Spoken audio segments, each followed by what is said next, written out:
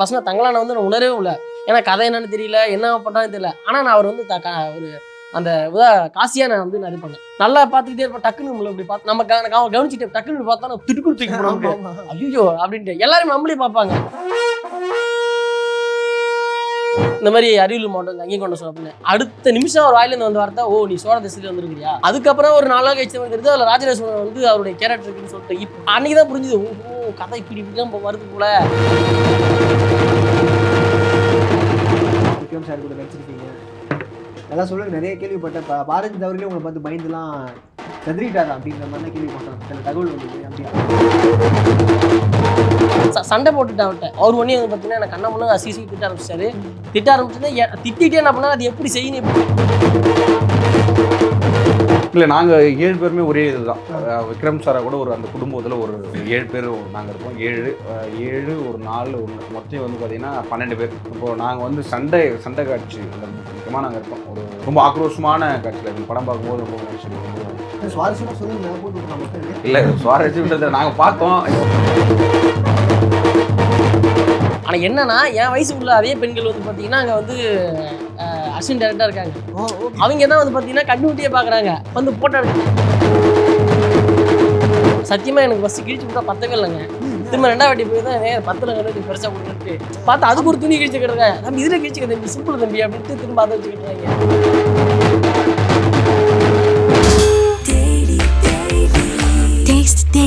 Taste the Daily.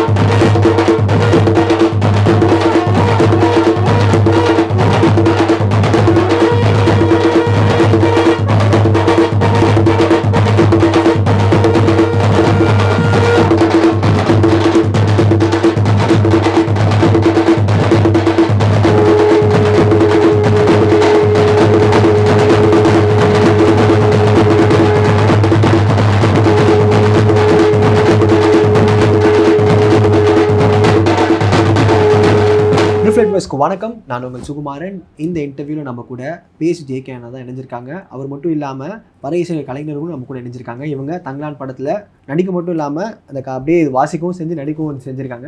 ஏன்னா உட்காந்துருக்க முடியல, நான் கொஞ்ச நேரம் விட்டு ஆடி இருக்கலாம் போல தோணுது எனக்கு. லைட்டாக சாம்பிள் தான் காட்ட சொன்னால் மெயின் பிக்சரே காட்டிட்டீங்க. ஆனால் இவ்வளோ நேரம் பறை சார்ந்து அதை வாசித்து காமிச்சிங்க. அதோடைய படத்தில் நடித்த எக்ஸ்பீரியன்ஸ் அதெல்லாம் ஷேர் பண்ணுங்கள். பிரதாப் ப்ரோ, நீங்கள் தான் ப்ரோ சொல்லணும். விக்ரம் சார் கூட நடிச்சிருப்பீங்க, அதான் சொல்லுங்க. நிறைய கேள்விப்பட்ட பாரதி தவறுகளே உங்களை பார்த்து பயந்துலாம் செதறிட்டாரா அப்படின்ற மாதிரிலாம் கேள்விப்பட்டோம். சில தகவல் வந்தது. அப்படியா? என்ன லுக்கூர்லேயே பயமா இருக்கு. சொல்லுங்க ப்ரோ. ஆப்டா இருக்கீங்களே, முடிவு கூட கட் பண்ணல, அப்படியே கட் பண்ணாமல் இருக்கிறேன். எல்லாருக்கும் ஒரே காஸ்டியூம் தான். உங்களுக்கு கூட கூச்சமாச்சா எது நம்ம வாசிக்க சொல்லி இந்த மாதிரி படத்தில் நடிக்க வைக்கிறாங்களே அப்படின்ற மாதிரி? ஓகே ப்ரோ, நீங்கள் சொல்லுங்கள். படங்களில் வாய்ப்பு வருது, நடிக்கணும் அப்படின்னா ஃபர்ஸ்ட் ஷாட் எல்லாருக்கும் பயமா இருக்கும்ல, நடிக்கிறதுக்கான அனுபவம் நம்மளுக்கு முன்னாடி இல்லை. இப்படி இருக்கும்போது ஆரம்பத்தை சொல்லுங்க. திடீர்னு தான் கூப்பிட்டாங்க, ப்ரோக்ராம் சொல்லி தான் கூப்பிட்டாரு, படத்துக்குன்னு சொல்லிலாம் கூப்பிடல.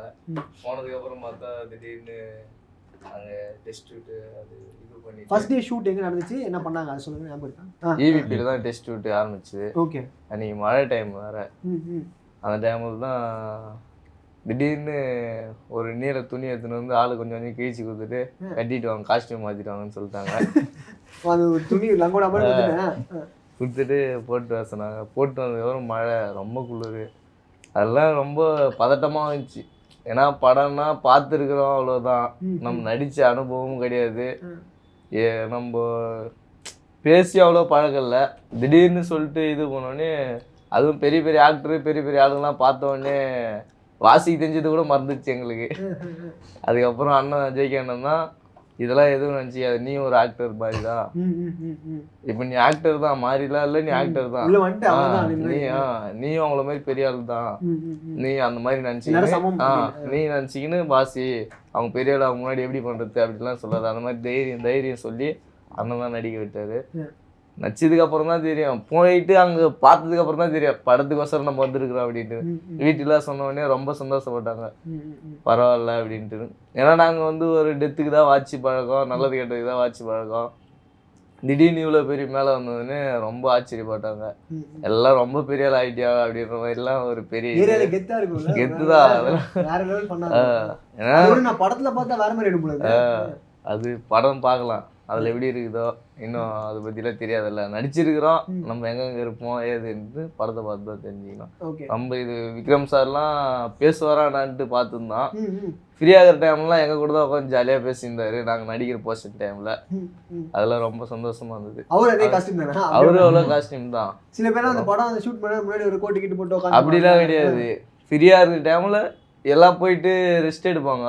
ஆனால் அவர் வந்து கலைஞர்கள் கூட ஜாலியாக பேசுறது, பாட்டு பாடிக்கின்னு ரொம்ப சந்தோஷமா இருந்துச்சு. அவர் இப்படிதானா அப்படின்ற மாதிரி ரொம்ப வியந்து பார்த்தானா. ரொம்ப இது அதெல்லாம். எவ்வளோ நாள் ஷூட்டிங் போச்சு? லைக் நீங்கள் சொல்லுங்க. 25-30 நாள் ஆயிடுச்சு. 35 நாள் மேலே வந்து நீங்கள் அவங்க கூட ட்ராவல் பண்ணீங்க? அவர் கூடவே ட்ராவல் பண்ணோம். இது எப்படி நம்மளுக்கு தெரியும்ல, என்னடா கூப்பிட்டு வச்சுட்டு இந்த மாதிரி கோமணத்தை கூப்பிட்டு நடிக்க வைக்கிறாங்களே, எல்லாரும் பேசிக்கிட்டீங்க அவங்க கேங்குள்ள ஏதாச்சும் பசங்க? ஃபர்ஸ்ட் எல்லாரும் கை காலெல்லாம் வந்து ரத்துச்சு. பூச்சதான் வீட்லயே அப்படி இருந்து பழக்கம் இல்லை. இப்ப எங்க தாத்தா தான் அவருக்கெல்லாம் பழக்கமா இருக்குன்னு சொல்லலாம். ஏன்னா அந்த காலத்துல அப்படி இருப்பாங்க. நம்மளுக்கெல்லாம் அப்படிலாம் இருந்ததும் கிடையாது. ஆனா இருந்தாலும் அண்ணன் தான் ஒரு தைரியம் சொல்லி, ஆக்டர்னா எல்லாமே பண்ணி தான் ஆகணும், அப்படி பண்ணாதான் நீ பெரிய ஆள் ஆக முடியும் அப்படின்னு இந்த அளவுக்கு வளர்த்து விட்டது ஜெயிக்கணும் தான். ஓ, தாத்தா பேரும் ஒரே படத்துல? ஆமா, அவர் தாத்தா, நான் பேரும் அவர் புள்ள பையன். ஓ, ஒரே ஃபேமிலி படத்துல? ஃபேமிலி தான். தம்பி ஓகே வளர்ப்பு புள்ள. இவரு அண்ணன் கலைக்காக தத்து எடுத்திருக்காங்க. அப்போ ஒரே ஃபேமிலியா நீங்க தமிழ் படத்தை வச்சிருக்கீங்க. இந்த படத்துல நீங்க நான் பார்த்த நிறைய இன்டர்வியூஸ் இவ்வளவு தாடி வச்சிருந்தீங்க. படத்துல ஏதாவது முக்கிய கதாபாத்திரம் பண்றீங்களா இல்ல வெறும் அந்த பறவை வாசிக்கிறது மட்டும் தான் உள்ள? இல்லை, நாங்கள் 7 பேருமே ஒரே இதுதான். விக்ரம் சாரா கூட ஒரு அந்த குடும்பத்தில் ஒரு 7 பேர் நாங்கள் இருப்போம். 7 ஒரு 4 1 மொத்தம் வந்து பார்த்தீங்கன்னா 12 பேர் அந்த போர்ஷனில் நாங்கள் இருப்போம். இப்போது நாங்கள் வந்து சண்டை காட்சி அந்த முக்கியமாக நாங்கள் இருப்போம். ஒரு சண்டை வந்து டக்குன்னு பறவைன்னு வாசிக்க. ஆமாம், நாங்கள் வந்து சண்டை இருக்கும். அது வந்து ஒரு சூழல் இருக்கும் படத்தில். அது ரொம்ப ரொம்ப ஆக்ரோஷமான காட்சியில் அது படம் பார்க்கும்போது ரொம்ப மனுஷடி ரொம்ப சிறப்பாக வந்துருக்குது. அது சுவாரஸ்யமாக சொல்லுங்க, நான் போட்டு விட்டுலாம் மக்களுக்கு. இல்லை, சுவாரஸ்யம் நாங்கள் பார்த்தோம். இப்போ நீங்கள் பார்க்கணும்னா சொல்லுங்க, நீங்கள் பாருங்கள். தேட்டர் பார்த்தீங்கன்னா பயங்கரம். இல்லை, நிறைய ஆர்வமாக இருக்குது. ஏன்னா இப்போ ரஞ்சித் அண்ணா அவங்களோட படங்களில் வந்து இந்த மாதிரி ஒரு கதையம்சம் பீரியாடிக் ஃபிலிம்லாம் பார்த்தது இல்லை. அவர் என்ன மாதிரி கொண்டு போக போகிறாரு அப்படின்ற மாதிரி. ஆமாம், இப்போ வந்து நிறைய வந்து இப்போது சிஜி ஒர்க்லாம் வந்து நிறைய வந்துச்சு. ஆனால் அது அப்படி இல்லை. உண்மையாக வந்து பார்த்தீங்கன்னா ஒரு குதிரைகளே அவ்வளோ குதிரைகள் இருந்துச்சு. ஒரு வார் சீக்வன்ஸ் மாதிரி உண்மையாக இருந்தாங்க. அதுக்கப்புறம் வந்து அவர் வந்து விக்ரம் சார்லாம் மறண்டு போய் நின்றாங்க. அவர் அவ்வளோ தண்ணியில் அந்த குதிரை சவாரி பண்ணது, அந்த ஈட்டிலாம் நீங்கள் பார்த்துருப்பீங்க அந்த டீசரில். அதெல்லாம் உண்மையாக அப்படியே மெய்சிலுக்கு வச்சார் அந்த காட்சிலாம். நாங்கள் நேரடியாக சினிமாவில் பார்க்குறதும் நேரடியாக பார்க்கணும்ல, எல்லாம் அப்படியே நின்றுட்டோம். அப்படியே தண்ணியில் ஓடிக்கிட்டு நாங்களும் ஓடணும், அவரை ஓடும் குதிரைக்கு பின்னாடி ஓடி ஒரு இடத்துல நிற்கணும். அது மாதிரி அதெல்லாம் வந்து எங்களுக்கு கொடுத்த வந்து மிகப்பெரிய ஒரு வாய்ப்பு. அது பண்ணார். அது வந்து நீங்கள் திரையில் பார்க்கும்போது இன்னும் பிரம்மாண்டமாக இருக்கும். ஓகே, வேறு லெவலாக இருக்கும். பயங்கரமாக இருக்கும். அப்போ செஞ்சிடலாம் படத்தில் வந்து சிறப்பு செஞ்சுருக்காங்க. ஆனால் நீங்கள் சொல்லுங்கள், படத்தில் நீங்கள் அதை வாசிக்கிறத தாண்டி படங்கள் போகும்போது பாரஞ்சித் அவர்கள் உங்கள்கிட்ட பேசியிருப்பாங்க. அது மாதிரி தருணங்கள் தான் இருக்கா அவங்க வச்சு? கண்டிப்பாக இருக்குது. அதுக்கு முன்னாடி என்ன சொல்லணும்னா, ஃபஸ்ட் அந்த ஷூட்டிங் எப்படி போக ஆரம்பித்தோம் அப்படிங்கிறது வந்து சொல்லணும். ஆரம்பத்தில் வந்து பார்த்தீங்கன்னா யூபியில் வந்து பார்த்தீங்கன்னா டெஸ்ட் ஷூட் எடுத்தாங்க. அங்கே போயிட்டு இந்த மண்டையிலலாம் வந்து பார்த்தீங்கன்னா கேட்ட எடுத்துகிட்டு இது பண்ணாங்க. ஃபஸ்ட்டு வாட்டி அங்கே வந்து பார்த்தீங்கன்னா எனக்கு கோமண கட்டெல்லாம் வந்து பெருசாக குச்சமெல்லாம் இல்லை. ஏன்னா ஏற்கனவே முன்கூட்டியே வந்து பார்த்தீங்கன்னா இப்போ திரைப்படங்களுக்கு ரெக்கார்டிங் வாசிக்கிறதுக்கு முன்னாடியும் படங்கள் நடிக்கிறதுக்கு முன்னாடியும் பார்த்தீங்கன்னா சாதாரண ஒரு மேடை நவீன நாடகங்களில் நடிச்சிட்டு இருக்கேன். நான் என்னோடய இசையர்கள் எல்லாமே பார்த்தீங்கன்னா நவீன நாடகங்களில் இசையமைச்சிக்கிட்டு அந்த மாதிரி நாடகங்கள் ரியலாக அந்த மாதிரி பயணிச்சிட்டு இருக்கேன் நான் ஒரு சில நாடகங்கள், முக்கியமான நாடகங்களில். அப்படிங்கும்போது எனக்கு இந்த மாதிரியான கோமண கட்டத்தை வந்து எனக்கு ஒரு பெரிய ஒரு இஷ்யூ தெரியல. எனக்கு அது ஒரு பெரிய கூச்சமாக தெரியல. ஆனால் என்னன்னா, என் வயசு உள்ள அதே பெண்கள் வந்து பார்த்தீங்கன்னா அங்கே வந்து அசிஸ்டன்ட் டைரக்டராக இருக்காங்க. அவங்க தான் வந்து பார்த்தீங்கன்னா கண்ணுட்டியே பார்க்குறாங்க. வந்து ஃபோட்டோ எடுக்க, தம்பி உங்களுக்கு வந்து அப்படின்னாக்கும் போது நமக்கு ஒரு மாதிரி, ஆமாம் ஃபோட்டோ எடுக்கிறாங்க. பார்த்துட்டு உடனே சார்ட்ட போய் காட்டுறாங்க அவங்கள்ட்ட. அம்மா இந்த பையனெல்லாம் இப்படி பாருங்க அவன் எப்படி இருக்காம சைக்கிள் மாதிரி இருக்காம மாத்துங்கம்மா முதல்ல போங்க தொடைய மறைக்கிற மாதிரி ஏதாவது பண்ணி விடுங்கம்மா அவனுக்குலாம் இப்படி வந்தாங்கன்னு சொல்லிட்டு ஃபர்ஸ்ட் எனக்கு தான் மாத்துறாங்க அந்த வேற மாதிரி கட்டுற மாதிரி. ஓ அதுக்கேற்ற வடிவமைச்சாங்க. ஆமா அதுக்கப்புறம் இது பண்ணாங்க இப்படி வேணா ரொம்ப இதா இருக்கு வேற மாதிரி மாத்துங்கன்னு சொல்லிட்டு அதுக்கப்புறம் தான் அவர் ஒருத்தர் அப்படியே மாத்தி இது பண்ணாங்க. சத்தியமா எனக்கு ஃபர்ஸ்ட் கிழிச்சு கொடுத்தா பத்தவே இல்லைங்க. திரும்ப 2வது வாட்டி போய் தான் 10 கொஞ்சம் பெருசா கொடுங்கன்ட்டு இடுப்புல அரணா ஒடி கட்டல பார்த்தா அதுக்கு ஒரு துணி கிழிச்சு கட்டுறேன். நம்ம இதுல கிழிச்சு தம்பி சிம்பிள் தம்பி அப்படின்ட்டு திரும்ப அதை வச்சு கட்டுறாங்க. ரொம்ப அது ஒரு நல்ல ஒரு இதா இருந்துச்சு. ஏன்னா நிறைய இடத்துல எங்க தாத்தா நிறைய கோமனெல்லாம் பார்த்துருக்கோம். ஆனா அந்த அனுபவம் அப்படிங்கும்போது அது எவ்வளவு சிக்கல் இருக்குங்கிறது அன்னைக்கே தான் புரிஞ்சுக்கிட்டேன் நானு.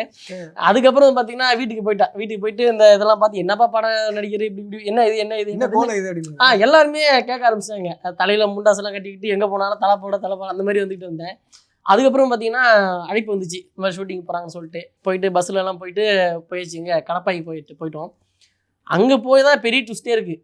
நாங்கள்லாம் சாப்பிட்டுக்கிட்டே இருக்கோம். பாருங்க சார் போயிட்டே இருக்காங்க பார்த்தா ஆளை காணும்.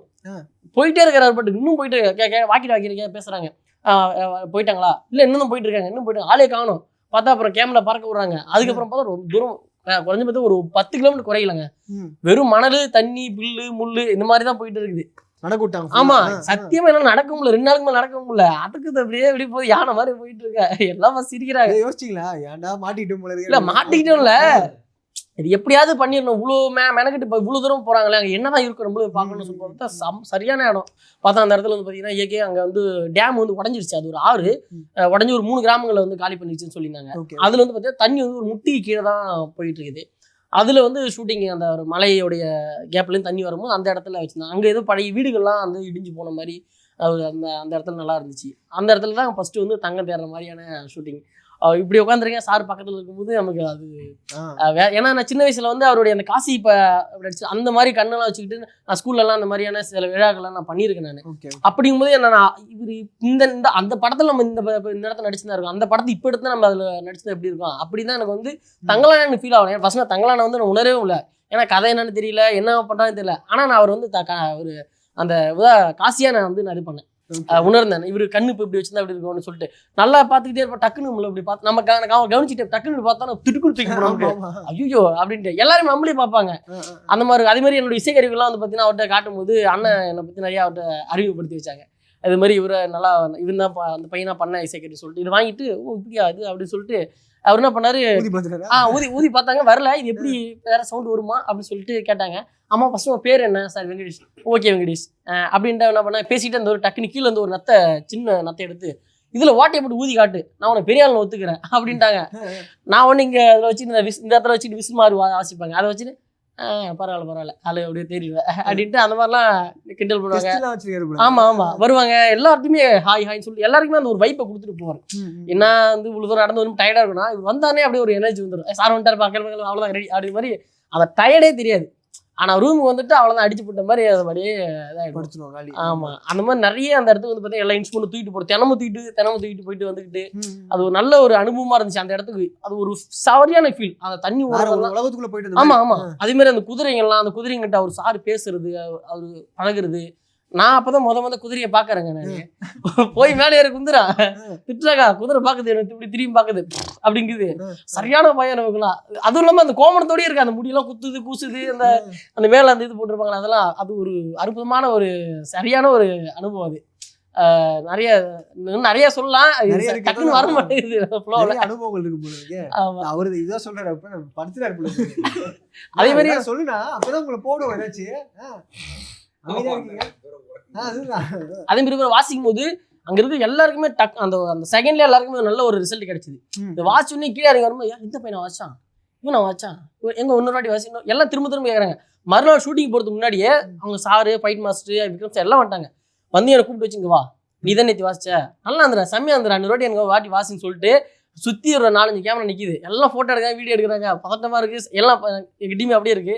அண்ணா சொல்லிட்டாங்க வாசி அப்படின்னு சொல்லிட்டு பர்மிஷன் கொடுத்தாங்க. நம்ம சும்மாவே வந்து சலங்கெல்லாமே நம்ம எல்லாம் ஆடுவோம். சலங்கை கட்டி விட்டாங்க. அண்ணனோட பர்மிஷன் கிடைச்சா வச்சு நான் மட்டும் கொம்பு இது அது பேரு என்ன அப்புறம் என்ன விசாரிச்சாங்க என்ன ஒரு தம்பின்னு சொல்லிட்டு இந்த மாதிரி அரியலூர் மாவட்டம் அங்கேயும் கொண்டு சொல்ல அடுத்த நிமிஷம் ஒரு வாயிலேருந்து வந்து வார்த்தை ஓ நீ சோழ திசையில வந்துருக்கிறியா அதுக்கப்புறம் ஒரு 4 நாள் கழிச்சு தெரியுது அதில் ராஜராஜன் வந்து அவருடைய கேரக்டருக்குன்னு சொல்லிட்டு இப்போ அன்னைக்கு தான் புரிஞ்சுது, ஓஹோ கதை இப்படிதான் வருது போல, நம்ம கொஞ்சமா வாயை கொஞ்சம் அடக்கி இருக்கணும், சோழ தேசம் வரியா இருக்கணும் அப்படி கேட்கும்போது என்ன சோழ ஏன் அப்படி கேட்கிறாரு சார். அப்புறம் ஒரு 4 நாள் கழிச்ச பிறகுதான் அந்த ராஜராஜனுடைய குதிரை வந்து நிற்கும் போது தான் ராஜராஜன் சீன் வந்துருச்சு. அப்படிங்கும்போது தான் எனக்கு அப்பதான் கொஞ்சம் இந்த உழுது கதை புரிய ஆரம்பிச்சுது.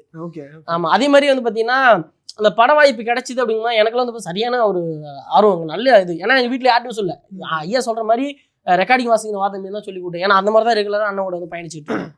அப்படிங்கும்போது போனோடனே பார்த்தா டெஸ்ட் நடக்குது, ட்ரெஸ் மாற்ற சொல்லிட்டாங்க, கோமனை கட்ட சொல்லிட்டாங்க, படத்தை நடிக்க போகிற உறுதியாயிடுச்சு. ஆனால் செலெக்ஷன் பண்ணாங்களான்னு தெரியல, செலெக்ஷன் பண்ணிட்டாங்க, வர சொல்லிட்டாங்க. வந்தோடனே எங்கள் வீட்டில் எல்லாம் சொல்லிட்டு வந்துட்டேன். ஆனால் யாருமே சுத்தமாக நம்பவே இல்லை, இவனா நடிக்கிறது அது சும்மா ஏதோ கோயில் குளத்தை ஊற்றிட்டு கிடந்தான் அந்த மாதிரி தான் அடிக்கடி சென்னை வந்துக்கிட்டு இருப்பேன், இதை போகிறான் வரான்னு ஏனோதானே தான் நினச்சிட்டு இருந்தாங்க.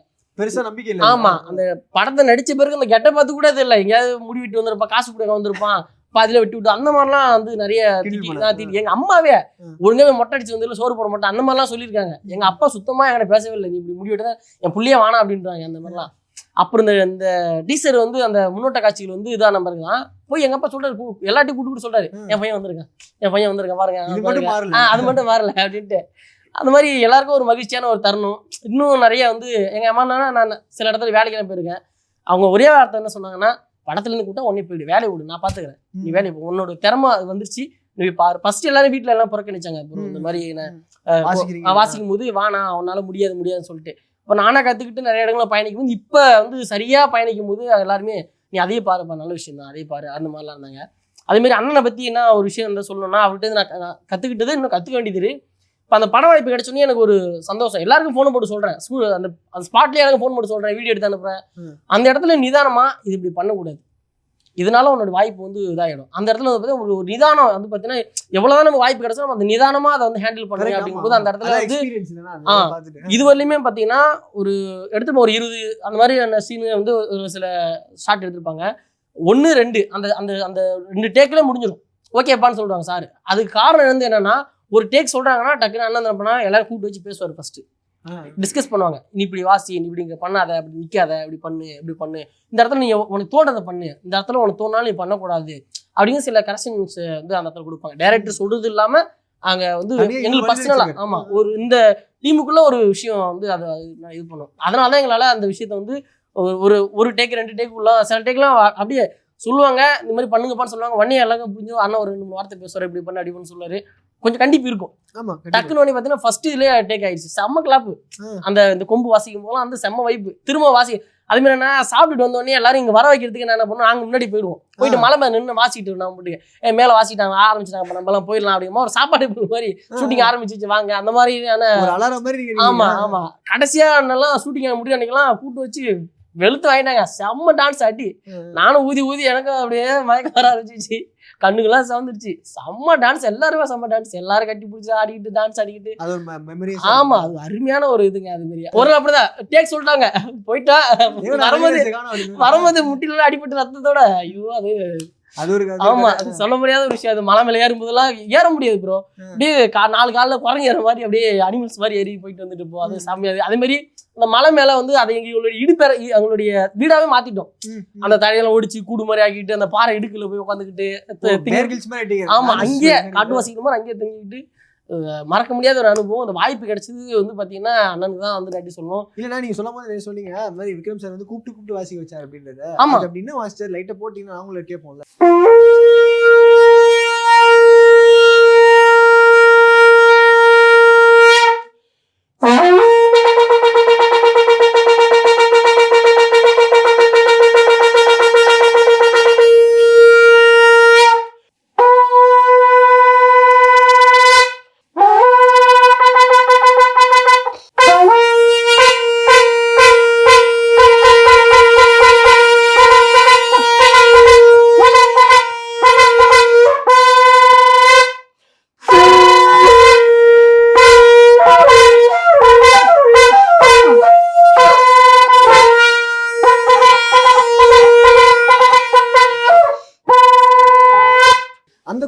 அதுவும் வேற சவுண்ட் வரும். ஆமா இது சவுண்ட் வரும். இது வந்து பாத்தீங்கன்னா டைரக்டர் கேட்டாங்கன்னு சொல்லிட்டு ஃபர்ஸ்ட் இந்த கொம்பு தான் ஷூட்டிங் எடுத்து போயிருந்தேன். அதுக்கப்புறம் ஒரு 8 நாள் லீவ் கொடுத்தாங்க. அப்புறம் அண்ணன் தான் சொன்னாங்க இந்த மாதிரி படத்துக்கு தேவைப்படுதுன்னு சொல்லிட்டு ஒரு எருமை வெட்டக்கூடிய அந்த சீனுக்கு அதுக்காக இதை வந்து ரெடி பண்ணி அவங்கள்ட்டே கொடுத்தேன். அப்புறம் அவங்க சீன் முடிச்சுட்டு மறுபடியும் என்கிட்டே கொடுத்துட்டாங்க. நான் அதை வந்து வாசிட்டு இருக்கேன். இந்த கொம்புக்கும் அந்த கொம்புக்கும் சவுண்டு மாறி ஆகும்.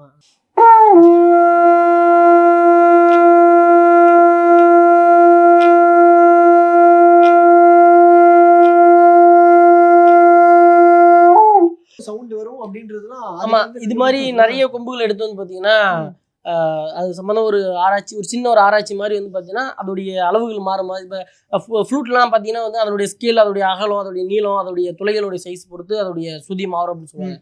அது மாதிரி இதில் ட்ரை பண்ண முடியுமா, இதில் ஒரு டி ஸ்கேல் நம்மளால் கொண்டு வர முடியுமா, ஒரு ஏ ஸ்கேல் கொண்டு வர முடியுமா, அந்த மாதிரி செக் பண்ணிட்டு இருக்கேன் நான். அந்த மாதிரி ஒரு சின்னதாக பண்ணிட்டு இருக்கேன்.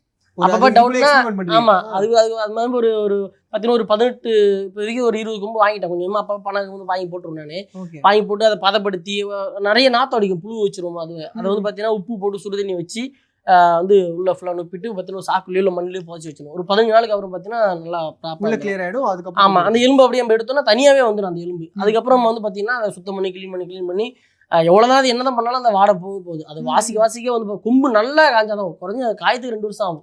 இப்போ இதெல்லாம் வந்து பார்த்தீங்கன்னா ஃபர்ஸ்ட் வாசிக்கும் போதெல்லாம் பார்த்தீங்கன்னா அப்படியே வாந்தி எடுத்துரும். அந்த சவுண்டு போகும்போதே அந்த சவுண்டு கேட்கும் போதே வாடை போயிட்டே இருக்கும்.